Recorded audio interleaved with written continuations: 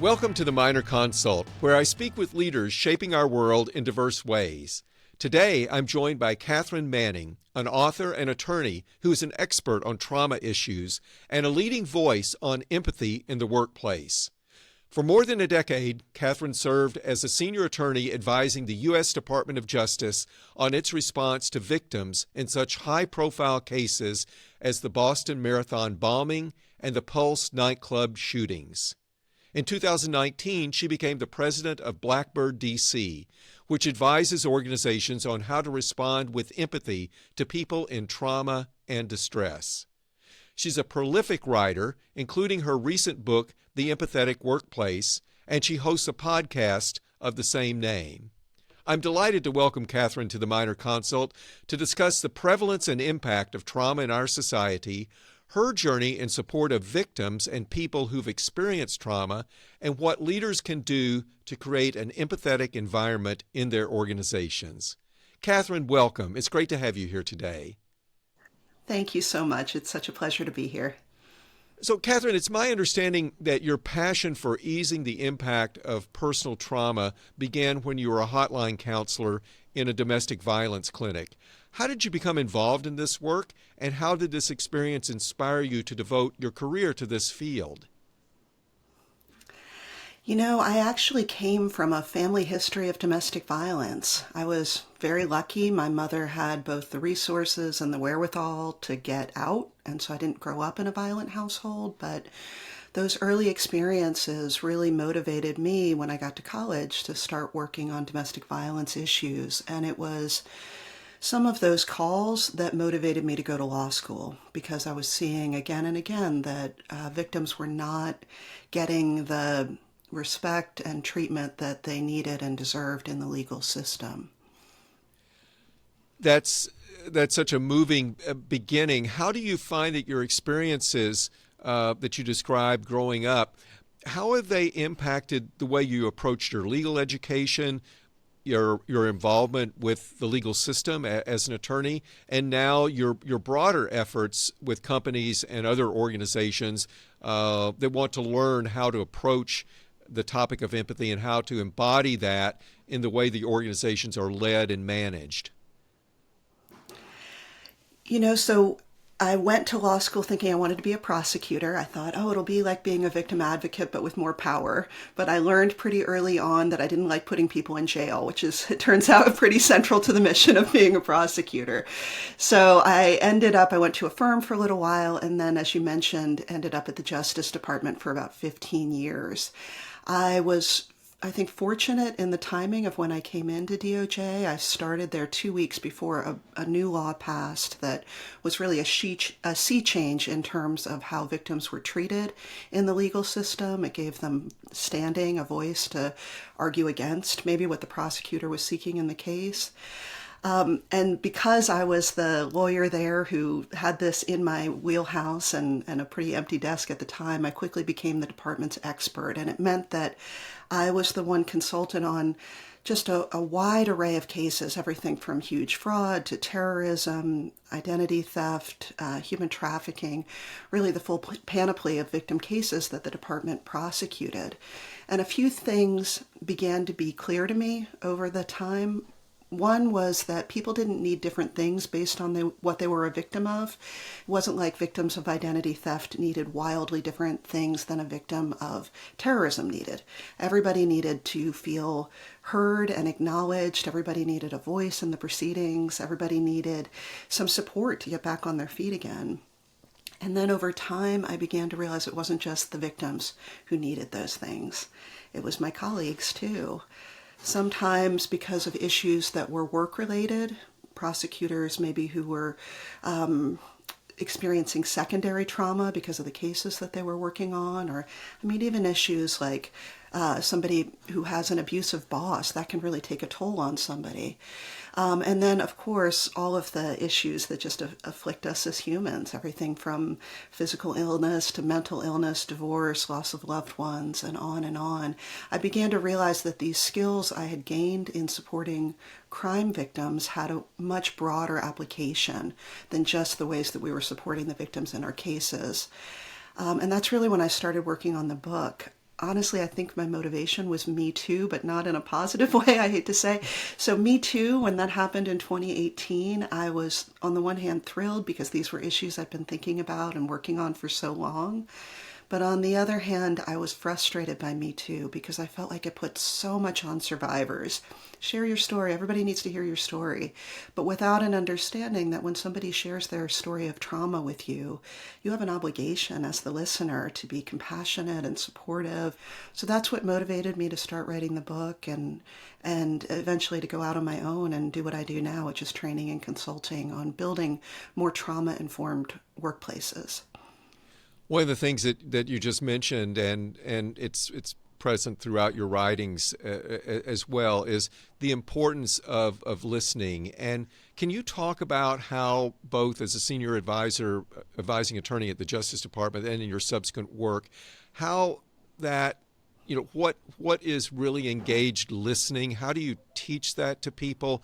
And how has that impacted the way you've interacted with and begun building relationships and trust with the victims of some of these horrible, horrible crimes, such as the Pulse nightclub shooting, and then the case against Larry Nasser, who victimized so many young gymnasts? How does the process begin? And one theme I think you've stressed is the engagement with listening, and maybe you could begin with listening and then go from there. Sure. One of the things that I saw again and again at the Justice Department was, the mission of the Justice Department, right, is to do justice in the case, and often the prosecutor's goal is to get a conviction. But what I saw again and again in terms of what mattered to the victims was the way they were treated along the way. That even if you didn't get a conviction, sometimes you might not even be able to get a charge. But if they felt heard and acknowledged throughout the process, particularly by someone in a position of authority. It's one thing, I think, to be listened to and believed by a family member or friend, but when you have somebody that you view as being in a position of authority who is listening to you and cares, that can really make a tremendous impact on healing and often seem to make a bigger difference than the outcome of the case. So that just taught me pretty early on that listening is a pretty magical thing. In particular, the ways that you listen to people who are experiencing trauma and distress. Now, there are some difficult things about it. One is it's hard to listen to a story of trauma. I mean, I've been doing this work for almost 30 years now, and in the last few months, I had someone disclose a story to me that made me feel like I'd just been punched in the stomach. It's very, very difficult sometimes to listen and stay present to somebody who's experiencing a lot of pain. And that can be even more difficult in the workplace because, how do you be successful at work? By being really good at problem solving, at reframing, at coming up, very quickly with the solution to the problem. And for a lot of people, I think maybe even especially the more senior you get at work, it becomes instinctive. So somebody comes to you with, I'm struggling, and your instant thought is, well, what do we do to fix this? For somebody in trauma, often the most important thing you can do is just be willing to sit there and listen with them, just hold that space for them. But that feels like not enough, especially if this is maybe a team member of yours. I spoke recently with a chief technology officer at a big company, and he said one of his team members came to him and said, I need you to know that I'm in the midst of a severe depression, and in fact, I'm suicidal right now. And he said, I had no idea what to say, and my immediate thought was, this is my employee, I'm supposed to fix things for him. And so his response was, well, have you tried exercise? Which for somebody who is suicidal can come across as very minimizing and blaming. And the CTO said he knew as soon as he said it that was the wrong thing to say. But for him, that was his instinct. I'm supposed to solve this. Sure. One concept that's often talked about in empathy, and it's been debated and criticized, is the concept that to really be empathetic, you need to put yourself in the shoes of the other person. And yet, can we actually really even contemplate doing that for these types of horrible trauma that you just described? So how would you dissect that's rather simplistic statement, and how would you reframe it in the work that you do with victims and in the work that you do with those who are interacting with victims? I'm so glad you brought that up. In the work I did with victims, the universally most despised phrase was, "I know how you feel." Yeah, Yeah. yeah. You never really know No, how somebody of course not. feels, even if you have been through something very similar or even the exact same experience. I mean, two victims who survived the Pulse nightclub shooting are going to come away with very different reactions and experiences and remembrances of it.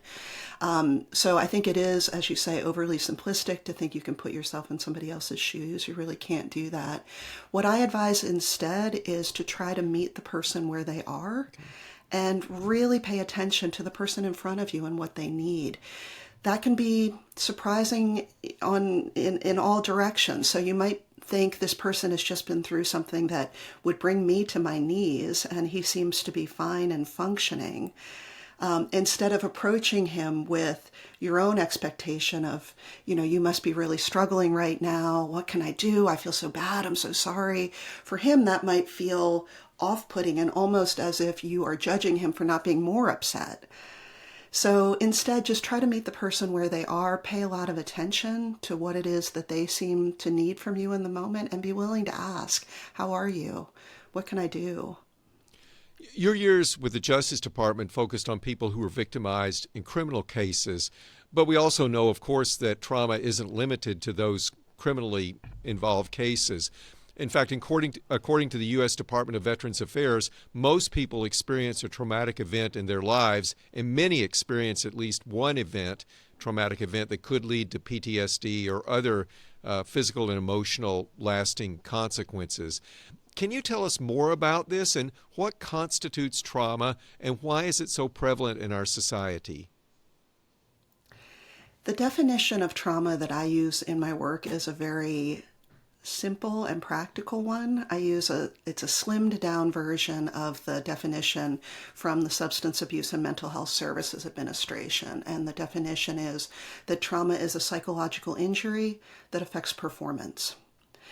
What I like about the SAMHSA definition, in contrast to some others, is it doesn't give you a list of life events and say, if you've experienced one of these life events, then you've experienced trauma. Because as we've just been talking about, people can have very different reactions to the same event. So instead, let's just not focus on what this person went through. Does it count as trauma or not? But just, is this person in need of some assistance? And that's really the other piece of it that affects performance. We're talking about the workplace here. I don't want managers to turn into psychologists and be walking into their employees' offices and asking them about their childhoods. It's really, are you experiencing something that's affecting your ability to perform in the ways that you want and need to? And if so, let's get you a little bit of help.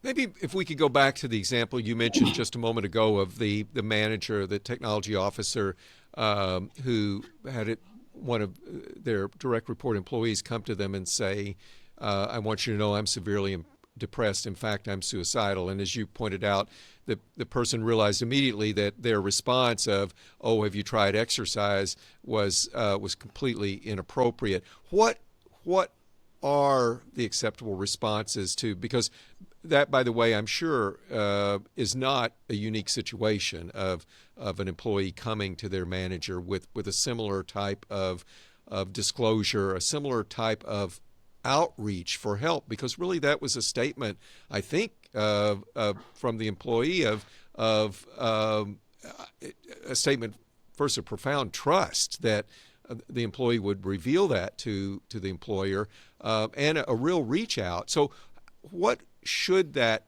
manager, and as you worked with them, what did you work with them on as to how to respond in similar situations?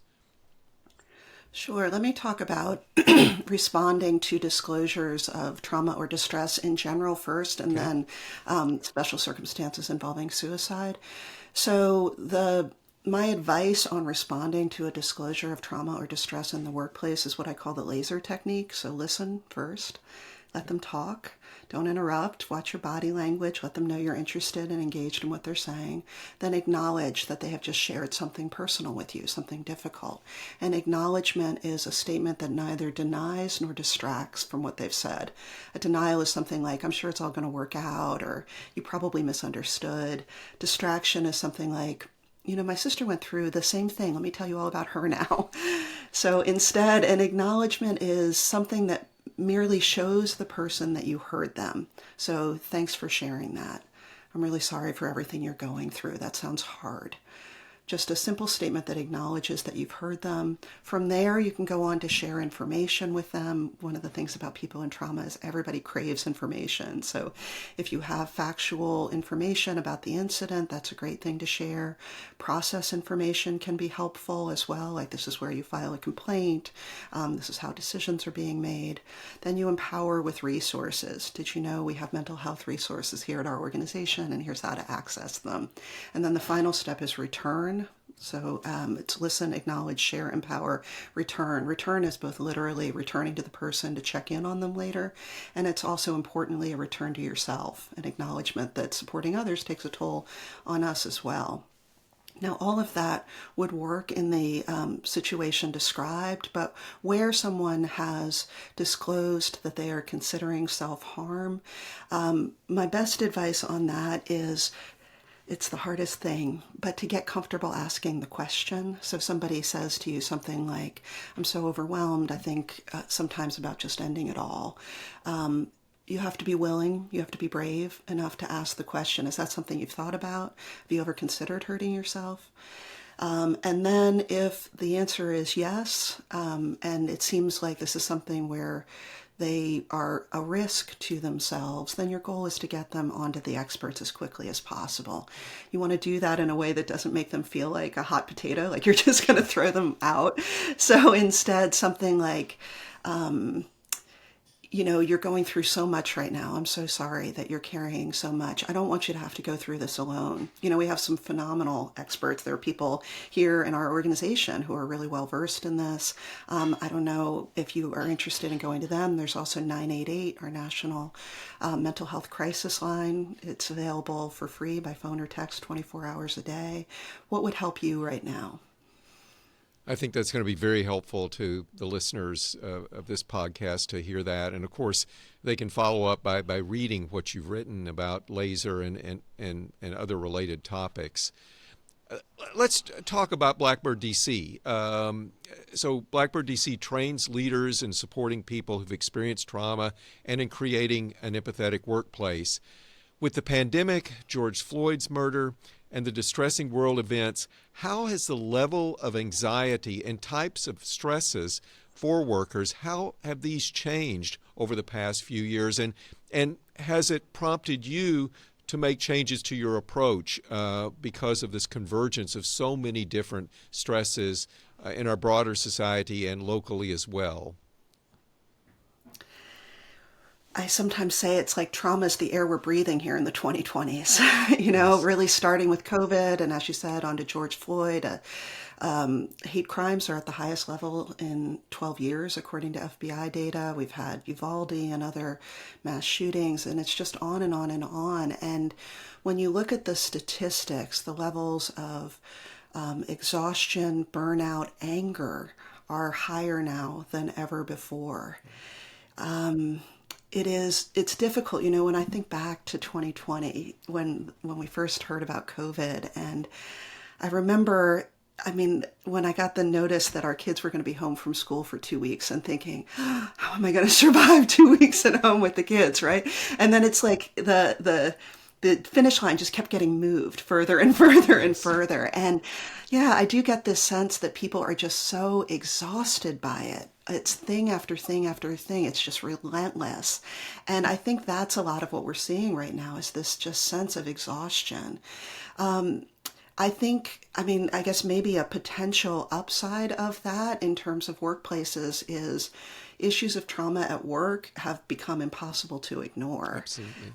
I mean, we've always had trauma at work. We've always worked with victims of domestic violence, people struggling with alcoholism and addiction, and on and on. But right now, it is so broad and so deep that employers are recognizing this is something that we have to address. And one of the amazing things is this younger generation that's coming up. The younger workers are really demanding it. More attention to mental health, boundary setting, and it's been wonderful for me to see so many leaders that are really stepping up in response to that, who are prioritizing, and not just in a kind of band-aid way, like, oh, we're all going to take a mental health day, but really trying to think through what are the processes we have in place, what are the systems we have in place to make sure that our workers feel supported all the time. What have you seen organizations do well in supporting their employees, and what have they needed the most help with? You know, I think there is always a tendency in terms of what do they need help with. There's always a tendency to want the quick fix. You know, if we just give people an app, or we, farm out our mental health services, then we'll be able to solve this issue. I think there is a really good place for those kinds of supports, and you want people to have some place to go when they need some additional assistance. But I also think it's essential that everybody learn what I think of as like the mental health first aid. You're the one on the scene, you're the one who hears that disclosure, and you have the skills to navigate that in a way that doesn't make it worse and hopefully makes it better, helps the person feel comfortable going to get their additional support that they need. Some of the things I've seen be incredibly effective are the leaders who are able to model vulnerability, who are able to not just say, do you know that we have mental health services? You can get, 10 sessions for free, and it's confidential, and I highly recommend it. But instead to say, did you know we have mental health services?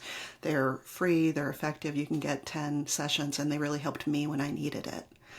Just adding that additional sentence really makes it so much more possible for other people to do that as well. And that's in terms of accessing therapy and other mental health services. It's also in terms of boundary setting, all the things that we do. I like to say we should all be practicing noisy self-care. So not just we're good at taking care of ourselves, but we're doing it out loud so other people feel comfortable doing it too. Maybe you could describe, you've worked with a lot of organizations. What are some of the characteristics of the organizations where you feel like your training and your interaction with managers and others has had the most impact? And maybe what are the characteristics of organizations where, after being involved with them, you sort of scratched your head and said, I'm not sure this is going to move the dial for this organization? To me, the key is always the leaders. I think it is very difficult to make any kind of organizational change if the leadership is not 100% on board. So just as an example, one of the clients that I work with pretty closely is a company called Ketchum. They're a communications company. And we worked first with the CEO, Jim Joseph, spent many hours talking to him about why this matters, why it was important. Jim then went out and spent, probably, I don't even know, 50 hours talking with different leaders, his top leadership team, answering all their questions. Is being trauma informed in my wheelhouse? Is this even appropriate for me to be doing at work? Is this going to interfere with my work? Because he understood it so deeply, he was able to go out and make the case to his whole top leadership team. And then we did a training for them. I did about 5 hours on being trauma informed in general. And then another woman, Dawn Shedrick, came in and did an additional 3 hours on trauma-informed responses to historically marginalized groups. And then it was letting the leaders kind of disseminate it to their teams. So you see, it's like kind of top down is really what I think made the difference there. And then ultimately the entire company received training in being trauma informed through an online on-demand training where the leaders had already gotten enough of an expertise themselves to be able to lead discussions on these topics. That's Yeah, it's been pretty wonderful to see. But yes, I do think it's essential to start at the top, and the sure. leaders really need to be on board for it to be effective. Of course, hybrid and remote models of work have added complexities and complications for creating an empathetic workplace. How can leaders build and maintain these connections when they're not in close physical proximity? And has your approach changed in the COVID and post-COVID era, where we're still navigating some in person, some hybrid, and it seems to be constantly changing what the fraction is between being in person and being remote? Yeah, it's just been an ongoing source of stress and uncertainty and Right. anxiety for a lot of different teams. I think you're absolutely right. I remember speaking with one manager who said, when we were in person, I could walk into a team, a staff meeting and say, something's going on with Beth. Before anybody said a word, I could just feel it. Something's going on with her. And then I would know I could follow up with her after the meeting, have a little conversation, maybe go take her to coffee. Really hard to do that when you're not in person. So I think it does require managers to be more thoughtful and proactive. I like to say we all have to get good at mastering the art of the quick check-in. So I think people should have a list. There's been studies that show that psychological safety is highest on teams where managers check in with their direct reports at least once a week. So I think managers should be aiming for that. And the check-in is not tell me the status of your work. It's how are you? How are things going? I have a friend who is a high-up manager, a very stressful job, but she says with her direct reports, if she's doing a 30-minute weekly check-in, 25 minutes of it might be on all the non-work stuff, because she said if we can get through that, we can handle the work stuff in 5 minutes. It's all the stuff that gets in the way of it that is really what you're trying to support them around. So when managers can do that, can get better at those check-ins, whether it's, over a Zoom or a phone call, and making sure that they're actually following up and hearing what the people are saying, I think that can go a long way. There are also tremendous benefits to doing things on Zoom. It allows a manager, for instance, if you're on that same, staff meeting and you see now Beth is off camera and she's usually not, or she's kind of quiet, you can send her a little direct message right there in the meeting Right. without interrupting everybody else. Yes. So there are some benefits too. For those of us in healthcare, the nature of our work, unfortunately, sometimes lends itself to traumatic experiences, leading to burnout and distress. What are ways that organizations with this type of work can best support their employees, and how can employees protect themselves from the effects of trauma experienced as a part of their jobs? So in terms of, first, I guess, how do you protect yourself in those moments? I think, my best advice, I have a few tools that I've developed over the years when you're working with people in trauma. One thing to know, I think, first is that feelings can be contagious. So when I'm working with somebody in trauma, I catch a little bit of that feeling. It's called secondary trauma. And so I can experience a little bit. If you imagine you are having a fine day at work and somebody comes rushing into your office and he's breathing really fast and his hands are shaking and he's speaking really loud and fast, your heart rate might go up a little bit, even if you're not, you were having a fine day. You haven't even heard what's going on with him, right? It can be contagious. So that can certainly happen on the job, particularly in healthcare. A few things to help with that. One is always taking a deep breath, deep, slow breath in through the nose, out through the mouth, increases your brain function and it calms your nervous system. So that's a great place to start. Another one is to name your feeling. There's research that shows that just putting a name to your feeling helps you to feel more in control of it. So you feel your heart rate starting to increase. Just put a name to it. I'm feeling angry. I'm feeling scared. I'm feeling sad. Putting a name on it can help you feel more in control. You can remember that in the moment as name it to tame it. Another great one is engage your senses. So put your hand on the desk in front of you. Does it feel smooth or rough? Notice the smell of coffee in the next room. Look around you and count out 3 blue things that you see. Just grounding yourself in the present moment can help protect you from that impact of secondary trauma. I also advise everybody on earth, but in particular, I would say healthcare workers right now, to have some sort of a daily reset, something you do every day that's just about feeding your mental health. Think about it as mental health hygiene. So maybe for you it's exercise or a prayer before bed or meditating for a minute at lunch. Just have something that you do every day just to feed you. And then finally, get better at leaning on others as well. We can't get through this alone. Reach out to others for help when you need it. And then in terms of leaders, what leaders can do to help build an environment that is more supportive of people who are supporting others in trauma. I always think that there's 3 pillars of a trauma-informed leader. So one is creating the environment where people feel heard. Are people allowed to talk about what they're experiencing? Are you checking in with them? Are you acknowledging what you're hearing? Second is support. Sometimes there are tangible supports people need, flexible leave, Right. All kinds of things. What are the tangible supports we're offering? And then the third is trust. Do people believe you when you say things? Do you follow through on your promises? In this same vein, are the same rules applicable for everybody? Because we can't call ourselves trauma-informed if we ourselves are creating more trauma by the things that we are doing and not doing. I've heard this saying that a workplace culture is defined by the most toxic behavior that is tolerated. Part of being a trauma-informed leader has to be your willingness to take action to enforce the values of this workplace. Well, Katherine, this has been a wonderful conversation. I want to end with 2 questions that I ask all my guests. And the first of these you've already discussed and touched on, but maybe you'll have some new perspectives in the way I ask the question. And that is, what do you think are the most important qualities for a leader today?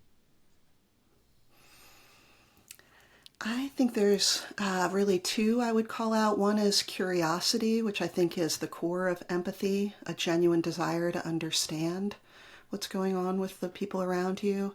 And then the other I would say is courage, willingness to take action, even when it's hard, even when you aren't sure of the answer. You want to avoid what I've heard referred to as the fear of finding out.